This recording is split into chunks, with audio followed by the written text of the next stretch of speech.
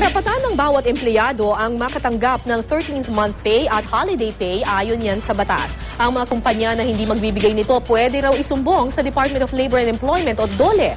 Narito ang aking report. Sa dami ng mga kailangan pambilhing regalo, gayon din ang mga kailangang ihanda para sa Noche Buena, marami ang panay na ang pangungumusta kung natanggap na ba nila ang inaasahang 13th month pay. Na-receive niyo na ba yung Christmas bonus? That would be on Friday. Mas okay sa inyo na delay ng kaunti? Ayoko naman hanggang 21 lang because that's the last day of our class. Obligado raw ang lahat ng private companies na magbigay ng 13th month pay sa mga empleyado ayon sa Department of Labor and Employment o DOLE. Pero ang pinaka-deadline, isang araw naman bago magpasko. Kung hindi, maaari raw magsumbong ang empleyado sa field office ng DOLE sa kanilang lugar.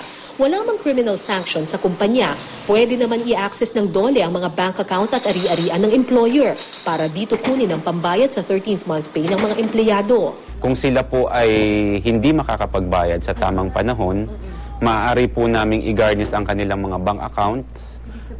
Ang pwede po namin kunin yung portion, yung account po nila para po ibayad po sa mga manggagawa.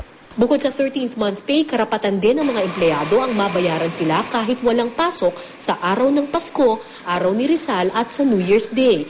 Kung may trabaho naman, dapat doble ang sweldo. Kung siya po ay sumisweldo ng 500 at pinagtrabaho po siya sa araw po ng 25 ng Disyembre, siya po ay bibigyan po dapat bigyan ng salary na umaabot po ng 1,000 pesos.